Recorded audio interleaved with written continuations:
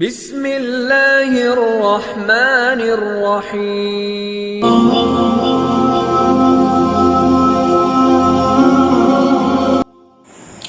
بسم اللہ والحمد للہ والصلاة والسلام علی رسول اللہ۔ رب اشرح لی صدری ویسر لی امری واحلل عقدۃ من لسانی یفقہوا قولی۔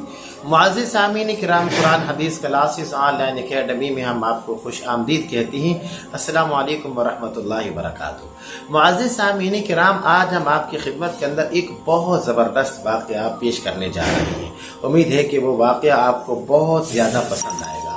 اس واقعہ کی تفصیل یہ ہے کہ ایک دفعہ حضرت امام احمد بن حنبل رحمہ اللہ تعالی عراق کے اندر گئے، تو خدا کا کرنا ایسا کہ آپ کو وہاں پہ رات ہوگی، تو آپ نے رات کا قیام مسجد کا انتخاب کیا۔ عشاء کی نماز پڑھنے کے بعد آپ مسجد کے اندر سوئے ہوئے تھے کہ تھوڑی دیر کے بعد چوکی دار آیا، تو اس نے آپ کو مسجد سے اٹھا کے باہر نکال دیا۔ اب حضرت امام احمد بن حنبل رحمہ اللہ تعالیٰ فرماتی ہیں کہ مسجد کے دروازے کے پاس کھڑا تھا کہ کوئی اجنبی کوئی بندہ آئے جو کہ مجھے آج اپنے وہ گھر میں لے جائے۔ تو تھوڑی دیر کے بعد ایک بندہ آیا اور اس نے مجھے دعوت دی کہ آپ میرے گھر میں آ جائیں۔ حضرت امام احمد بن حنبل رحمہ اللہ تعالیٰ فرماتی ہیں کہ میں اس کے گھر میں چلا گیا۔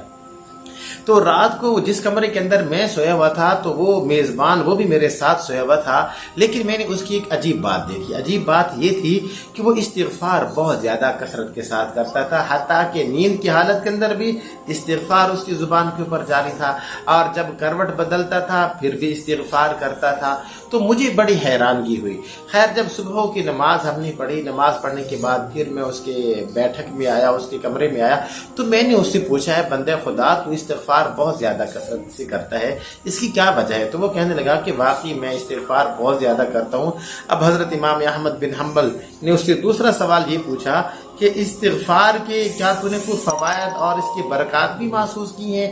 تو وہ کہنے لگا، جی میں نے اس کی بہت زیادہ برکات محسوس کی ہیں، اور ان برکات میں سے سب سے بڑی برکت یہ ہے کہ میں جو بھی دعا مانگتا ہوں اللہ میری دعا کو قبول فرماتے ہیں۔ میری سب دعائیں قبول ہوگی، صرف ایک دعا جو کہ ابھی تک قبول نہیں ہوئی۔ تو اب اس پر حضرت امام احمد بن حنبل نے پوچھا کہ وہ تیری کون سی دعا ہے جو ابھی تک قبول نہیں ہوئی؟ تو وہ کہنے لگا کہ میں اللہ سے دعا مانگتا ہوں کہ ہمارے اس یعنی کہ حضرت احمد بن حنبل کا بڑا تذکرہ ہے، تو میں ان کو زیارت کرنا چاہتا ہوں، ان کو میں دیکھنا چاہتا ہوں، جو کہ ابھی تک میری دعا قبول نہیں ہوئی۔ تو اس پر حضرت امام احمد بن حنبل نے فرمایا کہ تجھے مبارک ہو، اللہ نے تیری یہ بھی دعا قبول کر لی، اور میں احمد بن حنبل ہوں۔ اللہ اکبر۔ تو معزز سامعین کرام، اس میزبان نے جب یہ دیکھا کہ حضرت امام احمد بن حنبل میرے مہمان بنے، تو وہ بڑا خوش ہوا، اتنا زیادہ خوش ہوا کہ جس کی انتہا نہیں ہے۔ تو معزز سامعین کرام، امید ہے کہ آج کا واقعہ آپ کو بہت زیادہ پسند آیا ہوگا۔ بس اسی کے ساتھ اجازت دیجیے اپنے بھائی قاری محمد زبیر حسن کو۔ السلام علیکم ورحمۃ اللہ وبرکاتہ۔